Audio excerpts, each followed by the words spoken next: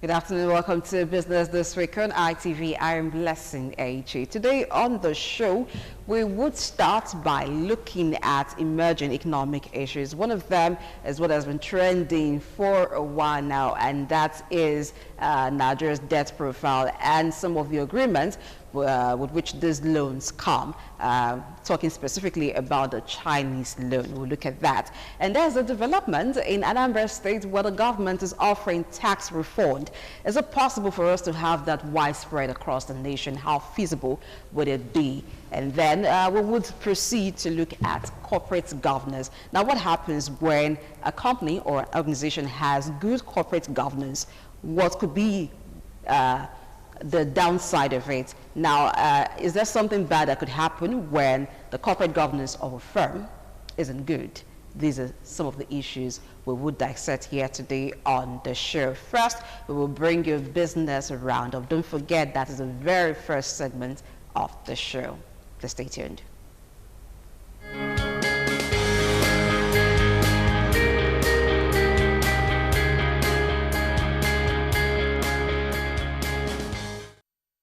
And business roundup, the volume of dollars traded in the investors and exporters window of the Nigerian foreign exchange market fell by 6% month on month to $937.27 in July from $992.12 million in June 2020. Similarly, the Naira depreciated by 2 Naira 75 kobo in July as the indicative exchange rate of the window rose to 389 Naira 25 kobo per dollar on 29th of July from 386 Naira 50 kobo per dollar on July 1st.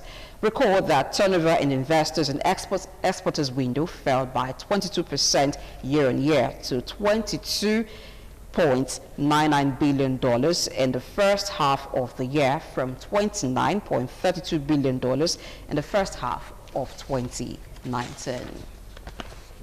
Oil marketers under the aegis of Independent Petroleum Marketers Association of Nigeria, IPMAN, and Petroleum Products Retail Outlets Owners Association of Nigeria, PETRON, have lamented the confusion fostered on the downstream sector of the Nigerian petroleum industry by the federal government, warning that Tuesday's hike in the price of petrol would negatively impact oil marketing companies. This came as majority of the petrol stations across the country adjusted their pump price to between 147 Naira 40 kobo and 150 Naira per litre from 143 Naira at which most of them sold the product earlier. Recall that a downstream subsidiary of NNPC, Petroleum Products Marketing Company, PPMC, had on Tuesday in a memo by its manager, sales, Mohammed Bello, fixed S-depot of petrol to 138 Naira 62 kobo per litre, with directive to take effect from August 5th, 2020. According to the memo, ex-depot price of diesel was fixed at 160 Naira and 165 Naira per litre for Lagos and Ugara respectively, while ex-depot for kerosene was 160 Naira per litre.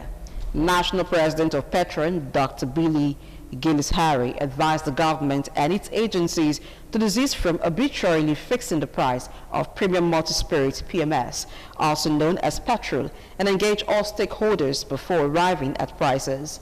He further disclosed that at a new ex-depot price of 138 Naira 62 kobo per litre for PMS, the PPMC actually hikes the price of the commodity by around 30 Naira 30 kobo per litre, forcing marketers seeking to purchase 30,000 litres of petrol to source for another 900,000 Naira. Gillis-Harry informed that with the hike in ex-depot price, marketers will be compelled to sell at a minimum of about 148 Naira per litre, while in extreme cases, the price of PMS could be sold for as high as 170 Naira per litre. And I can hear most persons say that should not happen because, of course, when that happens in a extreme situation, when we have PMS selling for 170 Naira, in extreme cases, note, that means the price of other commodities will skyrocket. Moving on, the federal government on Thursday said the airport will be reopened to international flights in weeks and not in months. When international flights eventually resume, passengers are expected to arrive at the airport 3 hours before their flights. The government said the prolonged ban on international travels was not punitive, but mainly to keep Nigerians across the country safe from the spread of COVID-19. The Minister of Aviation, Hadi Sirika, disclosed this in Abuja while answering questions at a briefing of the Presidential Task Force on COVID-19. He said operators in the civil aviation sector had wanted to open the airport a long time ago in order to return to business and halt the loss of revenue. Sirika said a ban on international flights had warranted the mass sacking of workers in the aviation sector and non-payment of salaries by airlines, urging Nigerians not to blame any government official for the ban on international flights. Rather, the blame should be on COVID-19. Now let's check out what the Naira currently exchanges to major currencies in the world at the parallel markets.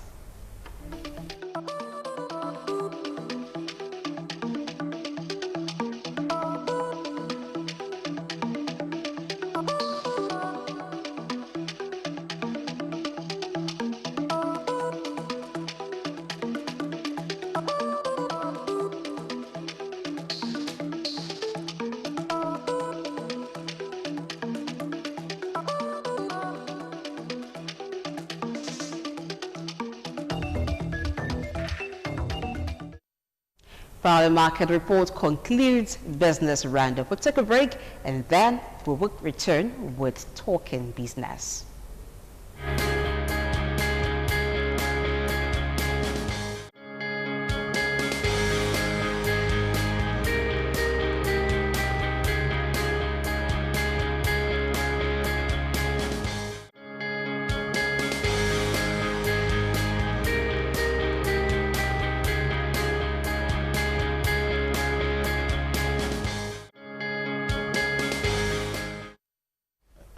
All right, thank you for staying with us. Now, this is Talking Business. This is the point where we dissect the business and economic issues. Now, I said earlier that there have been issues, emerging economic issues. One of them has to do with Nigeria's debt policy.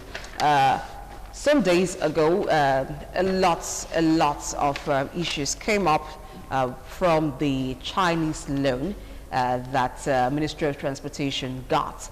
Okay, and it was discovered that Nigeria had to waive its sovereignty immunity to get that loan, and so a lot of persons have been talking, making us want to look again at debt policy. How do we manage our debt in Nigeria? I have been joined by a business management consultant, Emmanuel Eboigbe. Thank you for coming on the show. Thank you, Blessing. Good afternoon. Good afternoon. So let's look at the debt policy of Nigeria. Well, that perhaps may not have been an issue. We already know that we have a huge debt profile of about 33 trillion naira. But no one has really asked about the conditions attached to the loans that we get. Nigeria has gotten loans from the World Bank, IMF, but the one it gets from China seems to be a source of concern right now. Yeah, basically, it is a source of concern, just like every debt is.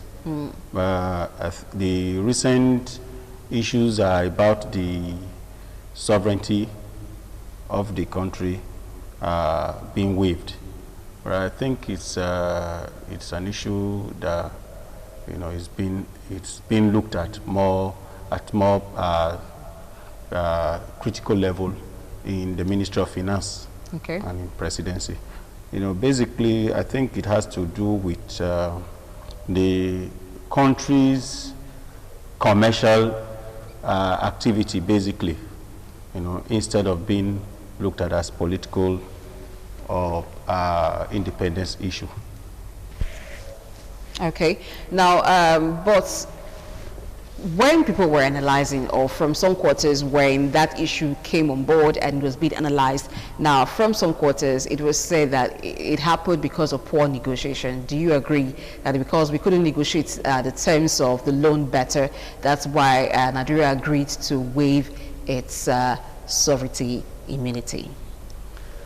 Details of that loan is presently not so much available in the open. But the rumors have it that, oh, the documents of the loan were written in Chinese.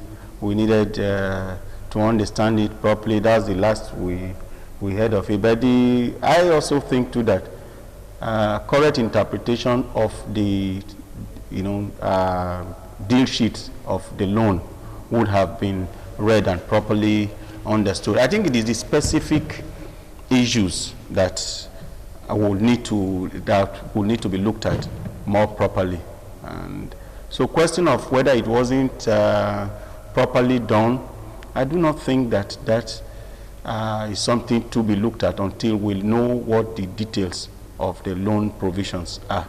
Okay. Well, according to the Minister for Transportation, Rotimi Amici, he explained that what that means, waiving Nigeria's sovereignty immunity, is that they allowed, or part of the condition is that the loan is tied to, for instance, an infrastructure, which serves as a kind of collateral. So when when Nigeria defaults in payment, they can lay claim to that particular infrastructure. Now let's take our mind back to 2019. In 2019, the IMF had warned Nigeria about loans from China. Do you think that this calls for us restructuring our debt policy? If the IMF had a year ago warned Nigeria about getting loans from China, do you think that we should have been more cautious, or have need now to be cautious and worry about where we get loans from? Okay, let's look at it this way. There are worries more from IMF advice to us, because a lot of people will think that is pro-American, and then against the trade relationship with the Chinese pole. That might just be more of the worries. But talking about the immunity and analyzing what the Minister for Transport said, that's almost like natural. If I am going to finance a particular item, it is that item that I'm financing that is my interest. Okay. Now, there's nothing political about it, like I said earlier. Rather, it's all business. Okay. If I fund an item, that item serves as collateral for a security for the, as a fallback for the loan. So what it means is that the revenue lines, the infrastructure, the assets of that facility which was funded, of course, becomes a security for the loan. So basically, rather than being, I think that's why I said earlier, it is the details of the loan that would need to be made available to the public to look at. So then we can now begin to look at the technicalities and details of how it was booked and all that. Otherwise, yes, I know that in the general public, when we hear of debt, the first thing is, why do we have to? Why do we have to? Sometimes, if you look at it from a business standpoint, it is not unlikely. For instance, some of our budgets are deficit budgets. What it means is that in the budget already, there are provisions for you to fund them from, of course, no budget balances unless you are able to think of how to fund it and all that. So, is the details. Once the details are made available to us, just like the minister rightly said, it is that facility that is funded presently whose national immunity is waived, not national. Those are the okay. Yeah. So we should appreciate the difference. Yeah, not get overworked. That is it. We should appreciate the difference. If where it becomes a little sensitive is that if you fund a facility that provides very critical utility for the country, therefore, for instance, if you fund power, and power is almost like a loan. Yes, if such a loan is an agreement, funded power, and power is synonymous with operation, it means that the country's operation is almost dependent, contingent upon performing on that loan. So that's where the worries come from. If if it is other facility, basically, why do you need to get third-party funding? One, third-party funding for facilities like that presupposes that the output from those facilities could pay themselves. That's the presupposition. And then another is that we could defer payment over time. We don't have the money now. What's external funding? We don't have the money now. We think that this facility is critical. This public utility is critical to us, to our development. And so if we need to get it done, we will need to fund it somehow. So it's nothing to worry about yet until we know the real details. That's my take. Okay. But with the details available to us, we can leave it at that it is okay. It is purely business. It's purely business. All right. So now, let's move now to Anambra State, where the government, as part of COVID-19 relief, is offering tax refund. We've seen this happen in Western world, but we never thought that something like that could happen here. Now, Anambra is starting with doing that, tax refund for business owners and traders in the state. Do you think it's something that can be replicated nationwide? Is it feasible? Just like you said, here and there are refunds, there are reliefs here and there, tax reliefs, tax refunds happening here and there. The one in Anambra State is 10%, from already paid taxes by traders and small businesses. So that's for 2019 tax if you already paid. It also means too that for you to benefit from that refund, you must have paid. Okay. So in a way, much as it is a relief, it is also a way of ensuring that greater number of people pay or own up to pay. That's one way to it. They also presently, gathering data to ensure a seamless way of administering it. That looks like a good one. Of course, around here in our state here, we also have something similar. You won't call it a refund though. There is some kind of relief. I think sometime down the week, you hear them saying that these commercial bus have not been paying. They have not been paying for some time. I also hear too that whether the market women some form of holiday was given. That's coming, because it's not different form. Yeah, in different forms. So why not? For difficult times like we are in, refunds, reliefs are just welcome development. Okay, is it sustainable? No, not sustainable. Not sustainable because government depend on... Not for entirety. No. But let's say throughout the year. No, it can't be throughout the year. Taxes, for instance, the tax we're talking about is 2019 taxes. So if it was already revenues for government, the government just need to debit that tax by 10% and do a refund. So they will still pay for 2020. Oh, absolutely. That's at the end of the day, looks like not much of a relief.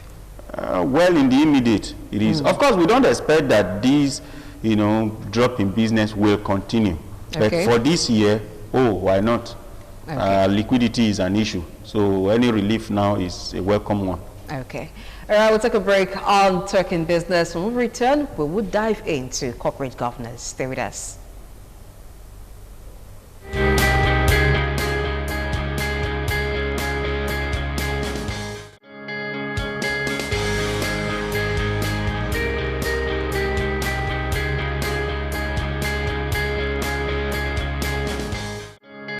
Many thanks for staying with us on the show. Now let's look at corporate governance. Some persons have said, or it's regularly said at maybe some business seminars, that it's hard for you to find a Nigerian business that lives up to 50 years, 100 years, or even 200. But we'll find that the multinationals can be there for 200 and even more. So what's the reason? Let's look at corporate governance.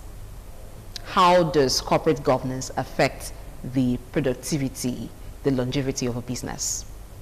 Well, first, what's corporate governance? Corporate governance could be referred to simply as, a set of rules, set of laws guiding, put together by the company the owners, to guide the day-to-day, the process, the procedures, the people's activities, from making sure that all the stakeholders, the workers, the owners, the financiers, the employees, and everyone's interest is guided.